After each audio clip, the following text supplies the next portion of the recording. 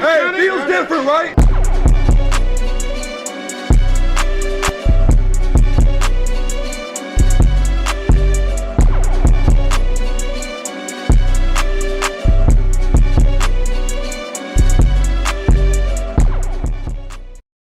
Hello and welcome to episode 27 of Fantasy Sports.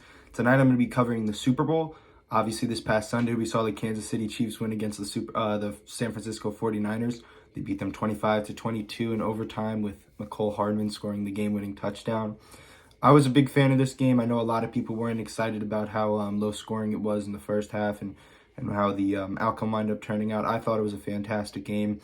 I was super impressed by what both teams did, and I think there's a lot of not controversy, but I know a lot of people are wondering if Dre Greenlaw stayed in, what would have been the outcome? Would they have wound up winning the 49ers as they were up 10-3 at halftime, and they looked really good heading into the half?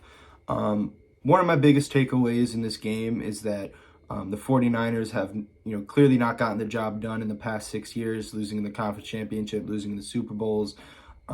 It's been a rough road for them. They've been like the modern day Buffalo Bills, one would say, although the Buffalo Bills obviously made the Super Bowl a couple times in a row and the 49ers only 2 in the past 6 years. But comparisons can be drawn in the fact that they've lost in big games over and over. I think one of the most important things, other than what I said about the fact that they can't get the job done, is just how dominant Patrick Mahomes has been. We've been able to see him win year after year. Obviously, this year is his second ring in a row. He went back-to-back, and he had won a ring prior.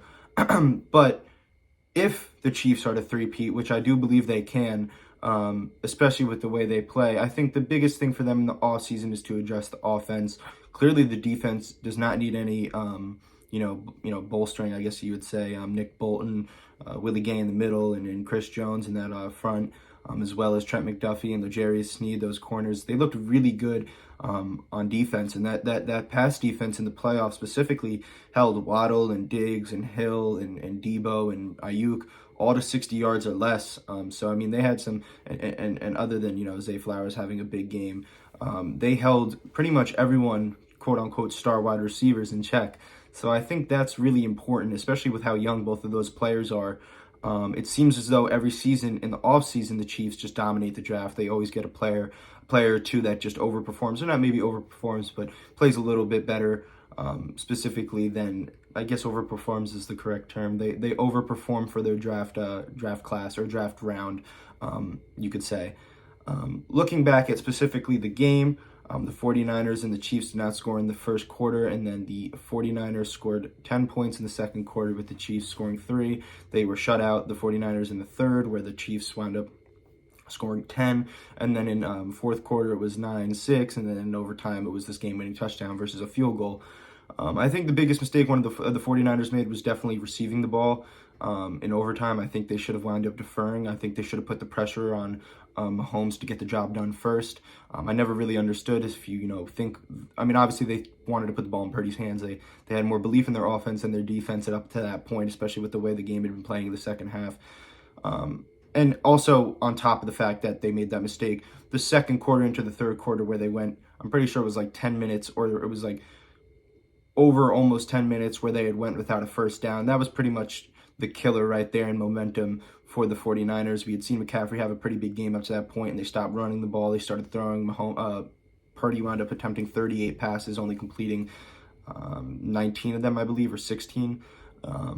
That was a really killing factor for the 49ers. Not being able to get any points in the third quarter was pretty bad, especially with the fact that they had already had a pretty substantial lead. I don't know why they didn't run the ball more. A substantial one score, but one score in the Super Bowl is more than enough, especially with the way the Chiefs have been playing in the first half. They had them pretty much in a box almost on offense. It didn't seem like Mahomes could get anything done, and then he just turned it on in the second half. Looking at the final drive of the game, I think it was just one of those things that was special. Mahomes obviously took over the game. He wound up going down 70 yards. He pretty much did it all by himself, other than the fact, obviously, the receivers caught the ball, but I mean, the rushing play, the scoop toss to Kelsey, and then the final play to Mecole was special. So that was definitely something to watch. I know for a fact that watching the Chiefs win was definitely not hard for me. I was excited to see them win it again because I'm a person who, I have said before, likes stats. And it did make me feel way less about Lamar losing. in the last round, knowing that the Chiefs wound up going to win it all, and it wasn't for nothing, that loss.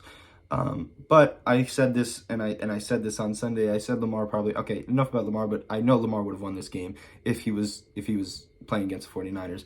That's a different story. Like I had said for the offseason for the Chiefs, they do very well in the draft.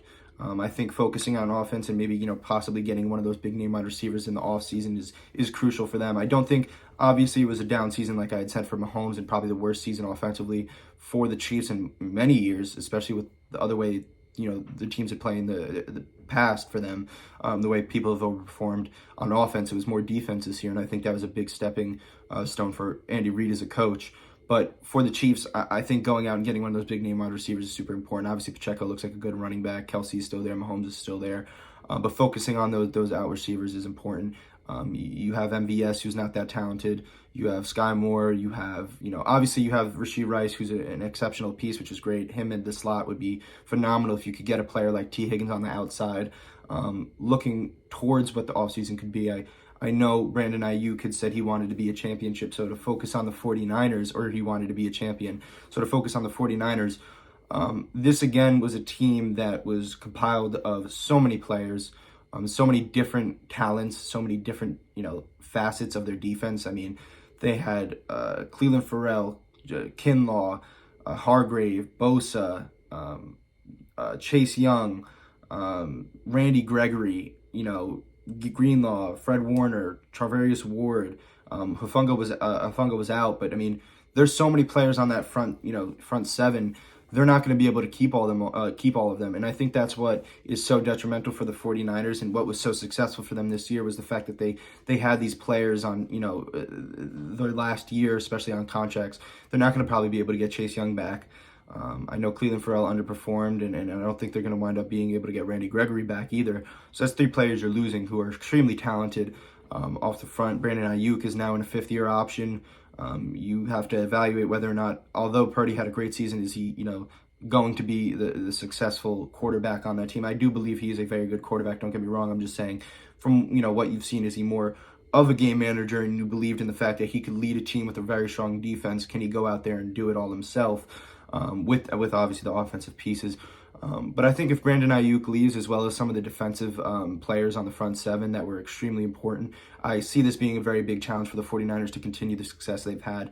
I think Kyle Shanahan is a fantastic head coach, but at some point you question, I don't know, because I've had the same conversation about Mike Tomlin, where it's like you have these winning seasons, but you don't get anything accomplished. And then obviously the winning season for them, the Steelers, is different than the 49ers, where the 49ers are going to the conference championship, they're going to the Super Bowl and not succeeding. So it bears the question, is he not good enough to get over that hurdle? Is he not a good enough coach to take them to the next step that they need to be at as a team? I believe he is a very good head coach. I don't believe that there's any questions about whether or not he's going to stay. I believe that he did a fantastic job in the Super Bowl. I feel like it was just one of those games that was very close, and it could have went either way. Obviously, there was a missed block on Chris Jones, and that was pretty crucial. Would have had a wide open Brandon Ayuk or Jennings. So there's a lot to be said about what can go on for that team in the offseason, as well as head coaching. But I think the biggest thing for them is focusing on trying to retain some of those players that they could potentially lose, because those players are very crucial in the fact of what they've done so far this year, or what they had done in this season. Looking towards next year, I think my early Super Bowl prediction for who I believe will win, I'm going to say the Ravens. I think, in all honesty, I do obviously want the Steelers to win. I don't think we're going to get there. Do I think the Ravens are talented enough to? Yes, if they sign some offensive pieces, if they figure it out. But it's hard to argue that the 49ers or the Chiefs or the Eagles, for that matter, won't be a team that's in the Super Bowl. I mean, the Eagles, barring any head coaching changing, whatever goes on in the offseason with them, losing players or keeping players, I think it's more important that you look at the rosters. And I think right now the Chiefs have a very good roster. The 49ers will still have a pretty solid roster. But I think the Eagles roster as a whole is probably the best in the NFL, when, maybe not performance-wise, but factual-wise and player-wise and talent-wise. I believe the Eagles have the best offensive and defensive roster in the NFL. So I wouldn't be surprised to see them back in the playoffs with us, above a 10-win record. So that's definitely what, for now, I want to say is going to be one of those three teams in the Super Bowl. Obviously, the Eagles have to go through the 49ers, or the Chiefs have to go through the Bills. So looking towards both of those teams, I do believe it'll be a dog eat dog type of game. And just who has the better quarterback at that time, because I believe that's all what this comes down to. I think Mahomes was a better quarterback than Lamar that day, and I believe when the 49ers wound up beating Jordan Love, he was the better quarterback that day.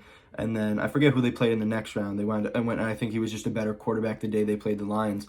That's just kind of how it is. Who's going to have the better person behind the center playing, and I think that's a lot of what comes into it. So I think Mahomes again definitely has a possibility to be back here. They say three-peat. I fully believe it. I'm confident in the fact that with what they do in the offseason, with what Mahomes is as a player. I mean, he's a generational talent.